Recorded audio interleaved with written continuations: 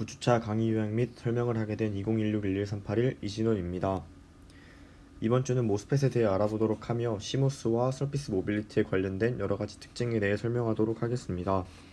먼저 모스펫입니다. 아까 저희가 앞에서 배웠던 모스 캐패시터와 달리 모스펫 이 부분이 뒤에 부분이 달라지는데 이 펫 부분은 필드 이펙티브 트랜지스터라는 뜻으로 사용이 되고, 앞에 모스는 저희가 앞에서 했던 모스 캐패시터와 똑같이 메탈 옥사이드 실리콘이라고 보시면 되겠습니다. 모스펫 같은 경우 4단자로 이루어졌으며, 모스펫의 구조를 보시면 이런 식으로 이제 게이트와 소스, 드레인, 바디 이런 식으로 총 4단자로 이루어져 있습니다.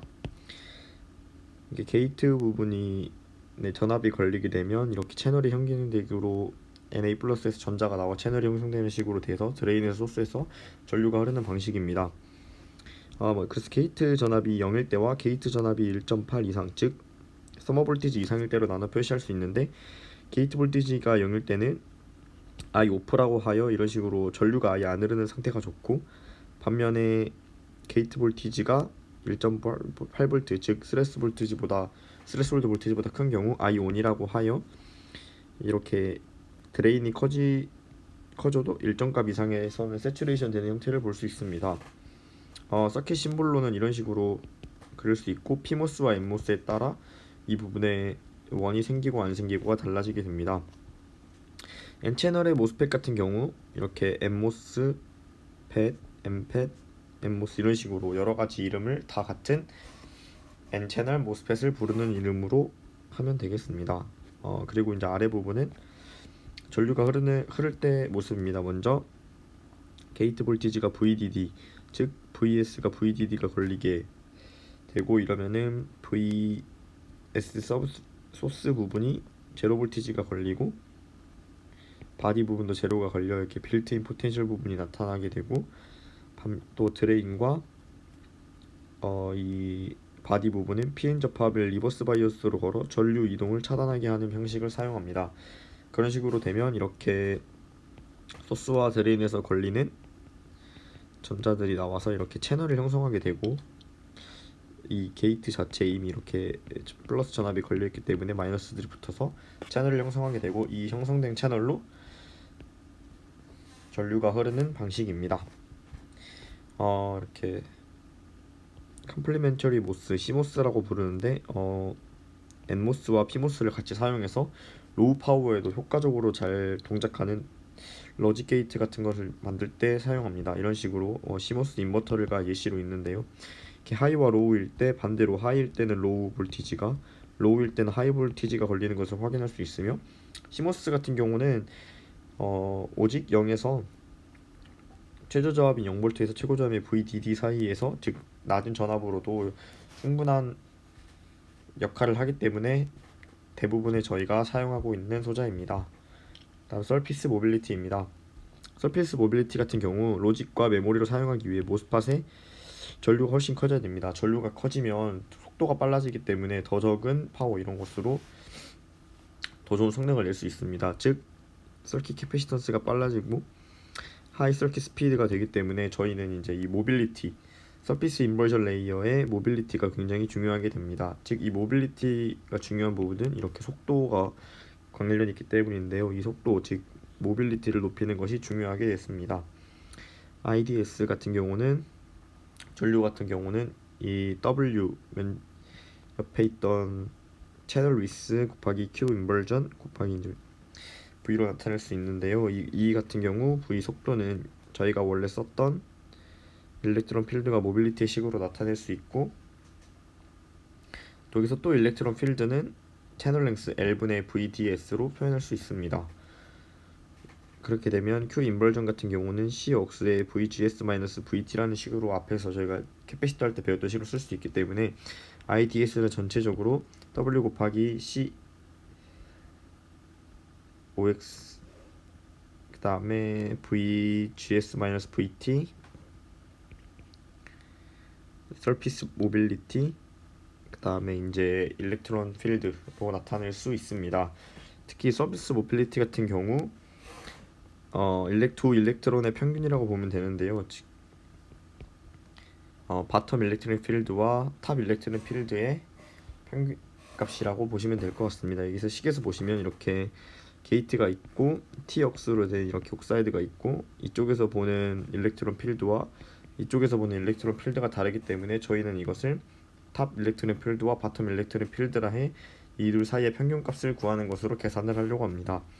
먼저 가우스 법칙을 이용해서 바텀 일렉트론 필드를 이런 식으로 식을 써서 구했고 저희가 원래 알고 있던 VT식을 이용해 Q 뎁스라는 식을 Q 디플리전 Q 영역을 이용해서 이런 식으로 식을 표현하게 되고 탑 일렉트론 같은 경우도 비슷한 식으로 식을 나타낼 수 있기 때문에 두 식을 더한 거의 평균은 이런 식으로 전체적인 식은 나타낼 수 있습니다. 계산 과정은 생략하였습니다. 그리고 이거는 n 플러스일 때 n 펫일 때 이야기를 하며 결국 이 서피스 모빌리티에 이런 식으로 원래 저희가 알던 식의 아랫부분이 이런 식으로 포함되게 됩니다.